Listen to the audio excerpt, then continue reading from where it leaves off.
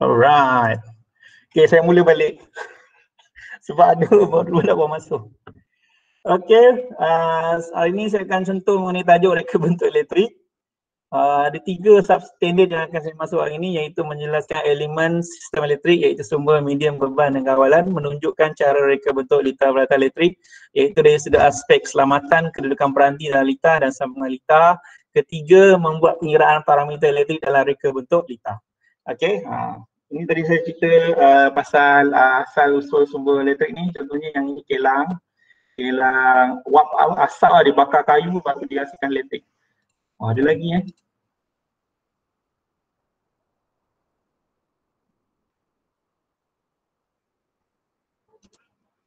dia keluar kat situ. Oh, okey, bagus, canggih.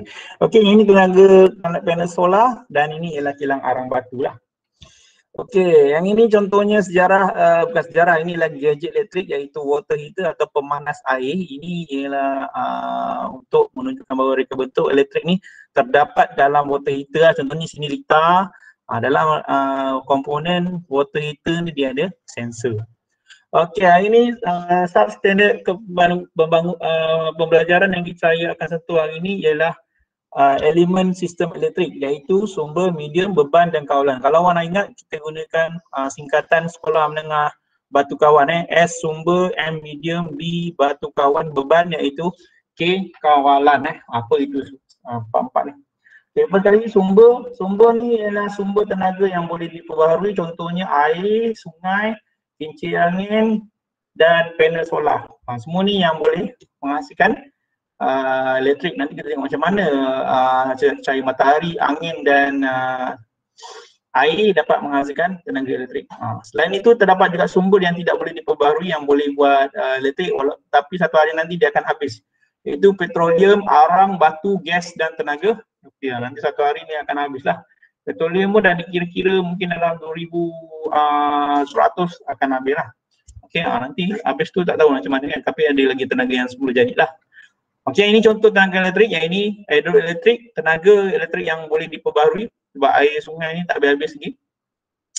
Okey, dia ada empangan atas ni, dia tahan air sungai, contohnya yang ada dekat empangan Semberong tu. Dia tahan air tu, jangan bagi gerak, jadi bila air ni masuk dalam longkang elektrik ni, air tu jadi laju. Bila dia laju tu yang memutarkan turbine ni, lepas tu dia keluar balik. Okey, turbine ni yang memutar dengan kelajuan mungkin 4000 km sejam. Jadi generator ni dapat menghasilkan elektrik apabila dibersambungkan transformer dan dihantar ke kabel pengantaran tenaga listrik. Okey, ini nak baca merentas kurikulum, tak payah baca lah. Okey, yang kedua elemen dalam reka bentuk elektrik ni ialah medium. Medium ialah perantara antara sumber dengan beban. Satu ada wayar, satu lagi tanpa wayar atau wireless. Kebanyakan hari ni ialah wireless lah. Contohnya macam Android, iOS, printer pun dah ada yang ada wireless kan, digunakan teknologi Bluetooth ya, tanpa wayar. So senang lah, cuma nak tunjuk kat sini ada dulu, zaman-zaman dulu ada wayar lah. Medium berfungsi untuk mengalirkan arus elektrik lah.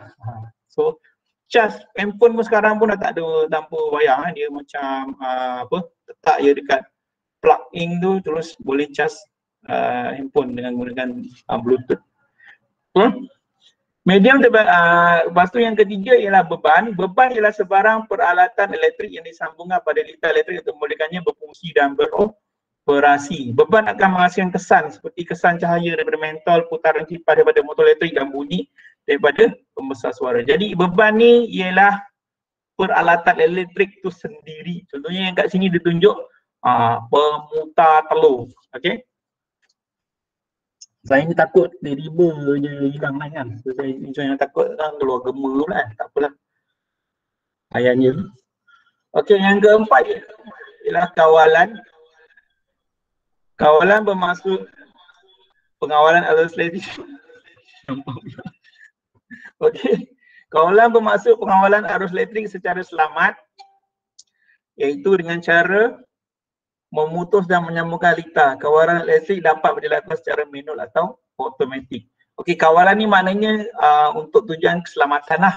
Contohnya dekat dalam striker ni dia ada suhu, ada sensor suhu. Dia bila dia panas sangat kita tahulah dia akan tunjukkan dia punya lampu tu cerah atau malap lah. Kalau dia panas tu dia akan, kita boleh kawal lah skru. Kalau dulu tak ada sebab dia hanya gunakan wap air tu, panaskan guna air, jadi striker tu boleh membakar baju tanpa kita dapat kawal. Jadi kalau dibakar baju tu memang dibakar lah, hangus lah. Okey, yang seterusnya yang sebelah gambar motor 2.3 ni kawalan switch secara automatik pada motor litar. Dia guna kepada papan utama litar elektrik kat rumah lah. Jadi bila dia ada lebihan elektrik atau berlaku litar pintas, satu rumah akan black out. Jadi dia tak ada terbakar satu rumah. Okay, kalau biasa kat rumah-rumah kampung tak ada ya. Tu yang bahaya kalau duduk kat rumah kampung ni, tak ada dulu-dulu lah, zaman Jepun-Jepun tu sekarang dah ada dah. Okey, yang ke standard pembelajaran yang kedua dia ialah mengenai jenis-jenis arus. Arus ada dua, iaitu arus ulang alik dan arus terus. Arus ulang alik ni banyak yang daripada stesen jaya kuasa dia memang tinggi lah, mungkin dalam 1000 megawatt, 40,000 megawatt. Ni dia arus ulang alik. Okay, cuma kita tengok boltan bagi arus ni boleh diturunkan dan dinaikkan menggunakan transformer lah. Dia boleh kawal lah. Bila sampai dekat rumah dia dapat mengurangkan tu kepada 2400 watt, tak silap saya.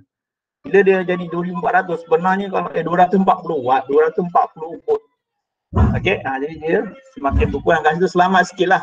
Cuma saya tak tahu macam mana dia dapat turunkan sambil digunakan transformer lah. Dia transform macam cerita transformer tu. Itu lah. Transformer tu maknanya sendiri pun penukar. Okey. Jadi dia ialah arus ulang alik ni memang tinggi lah, dia berada di luar rumah lah. Okay, bukan dalam rumah. Dalam rumah kita gunakan arus terus. Arus terus ni merujuk kepada sistem kuasa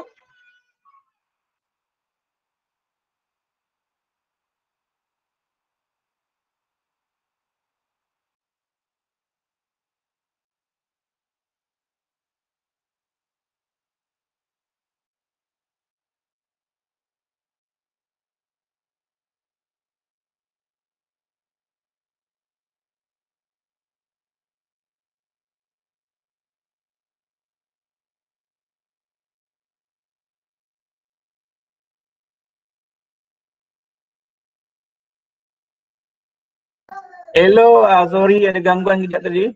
Okey, gangguan duniawi. Okey, seterusnya arus terus. Arus terus merujuk pada sistem kuasa dengan hanya satu kegeduban boltan atau arus. Maknanya satu kegeduban ni ialah dia satu way atau one way. Dia jalan pusing patah balik, pusing patah balik, macam roundabout lah, tapi roundabout tu ada rempang, yang kadang tak ada rempang langsung. Dia bulat dia kan, macam apa ya? Cincin. Okay, arus elektrik yang mengalir adalah secara sala, di satu hala je, one way. Arus terus dihasilkan daripada pelbagai sumber. Contoh one way ni macam basikal ni. Kita kayuh pun membulatkan, memutarkan. Jadi dia pusing patah balik, pusing patah balik, macam tayar lah. Cuma yang kat sini dia ada untuk tunjuk litar yang mudah ni untuk lampu lah. Kalau macam basikal ni dia gunakan lampu untuk lampu basikal. Okay, dia dalam arus terus cas elektrik mengalir dalam satu arah. Biasanya arus terus ni dia punya nilai voltan ni rendah, dia 1.5 volt, 2.5 volt, 9 volt saja, sikit-sikit saja. Supaya tak meletup lah kalau tinggi kan. Dia macam basikal ni kan, dia tak adalah guna bateri. Cuma digunakan pemutar ni, mungkin dia gunakan motor je dia putar, jadi bila dia panas dia sambung dengan lampu, jadi lampu tu menyala. Okey. Seterusnya 2.3.2 ialah cara reka bentuk litar peralatan elektrik. Jadi cara kadang kita baca soalan ni dia macam memeningkan, cuma kita hafal macam apa? Macam mana cakap, reka bentuk elektrik ni dia ada aspek cara kan. Macam mana saya pun kadang-kadang orang yang buat buku tan ni dia sikut dia gubal sendiri kan dia punya syllabus, jadi kita ikut layan lah.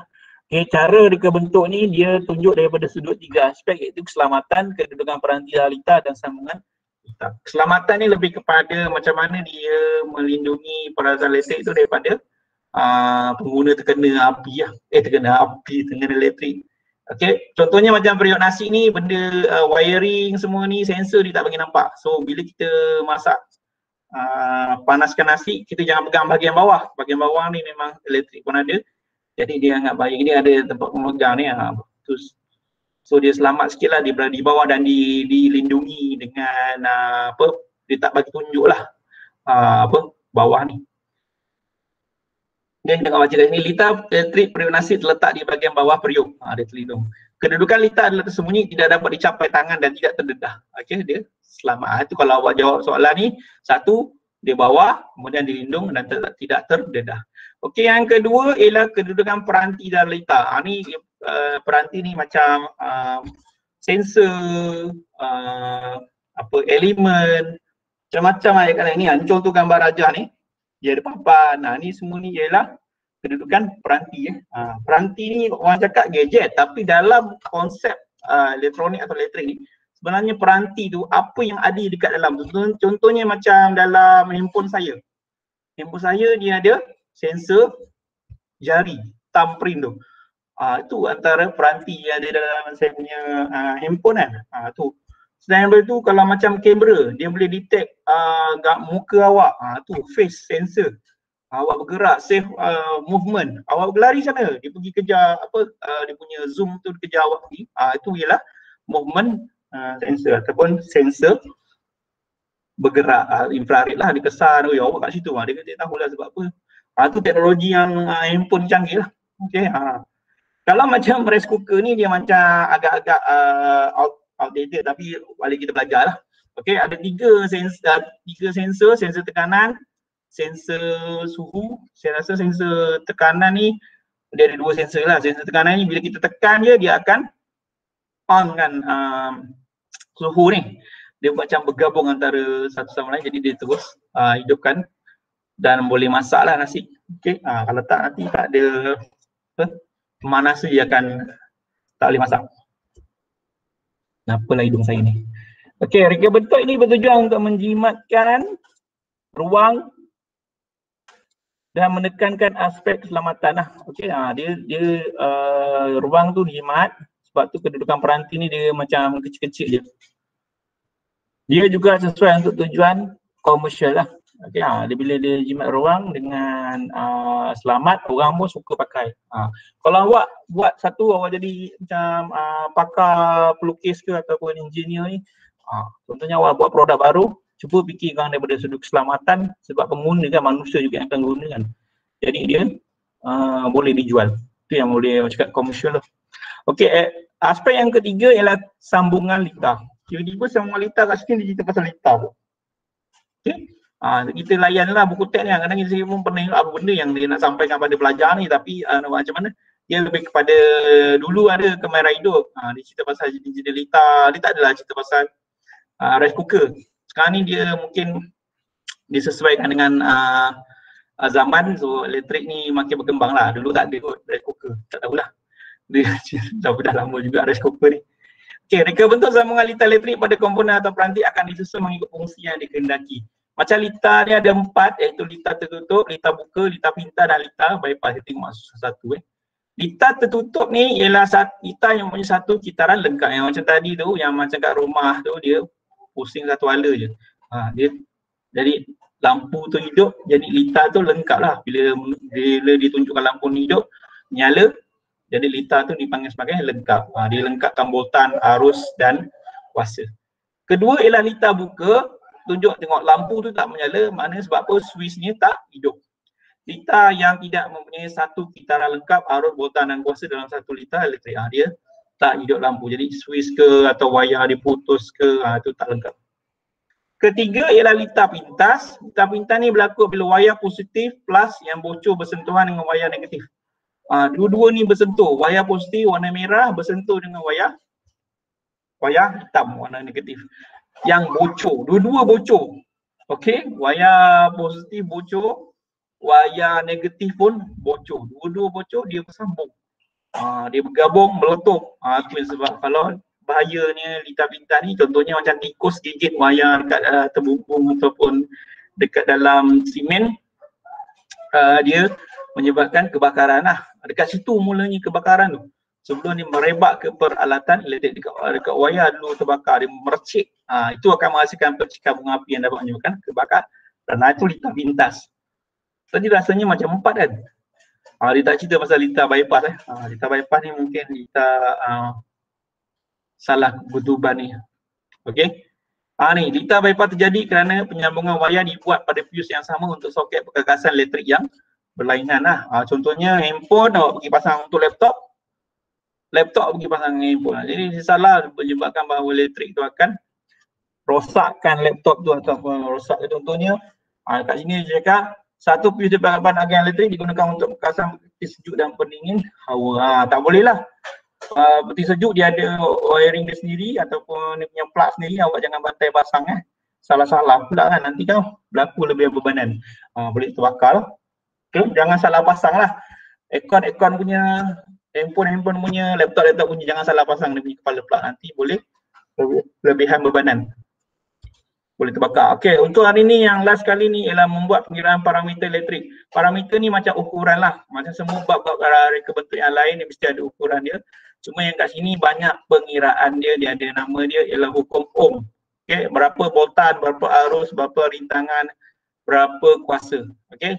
Kalau awak tengok kat sini voltan V bersamaan IR, arus I bersama V bagi R, ohm R bersama V bagi I dan kuasa V darab I. Okey, contoh dia akan bagi soalan macam ni lah. Kalau contoh yang untuk kuasa dia lebih kepada rice cooker. Berapa kuasa periuk nasi untuk apabila nilai voltanya ialah 4 dan kuasa arusnya ialah 10. Awak kena darab 4 darab 10. Okey. Okey, itu saja saya punya pembentangan hari ini. Cuma tadi yang last tu pengiraan parameter tu awak kena buat nota sekarang daripada 2.31 sampai 2.33 je. Cuma notanya tu, alamak Nilam saya nak tidur dah. Okey, dia buat cara peta minda. Peta minda ke, peta awan ke, peta pokok ke, peta nilam ke, suka hati awak lah. Tapi awak kena buat depan kamera. Natasha Syukur tak ada kamera kan? Tak nampak muka pun Natasha Syukur ke tengah pakai baju pandu puteri ke? Puteri Islam ke apa? Natasha ada kamera?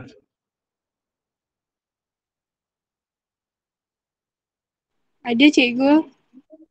Tengok, nak tengok muka. Comel ke tak comel? Ke belum mandi ke? Aisyah merah nampak dah. Ada dua orang Aisyah, saya kena tengok muka hafal ni. Aisyah merah, semua lagi tu I tu. I apa? Aisyah juga. Yang lagi seorang tu I. I. Pen merah, pen biru. Okey, dah boleh buka nota dan salin lah nota.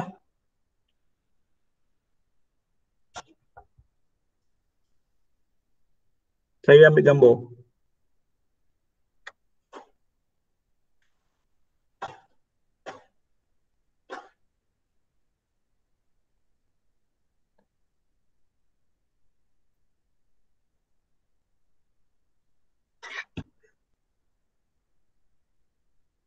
Nampak muka Natasha.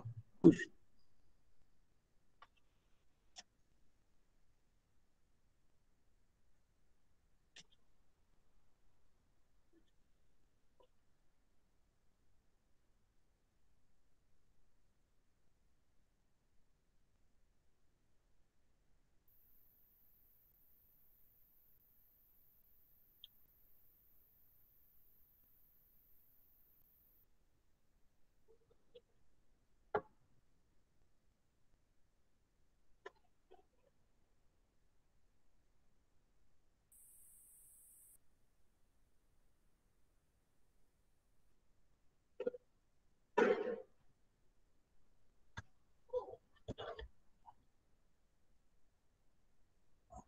Lahir pun aku.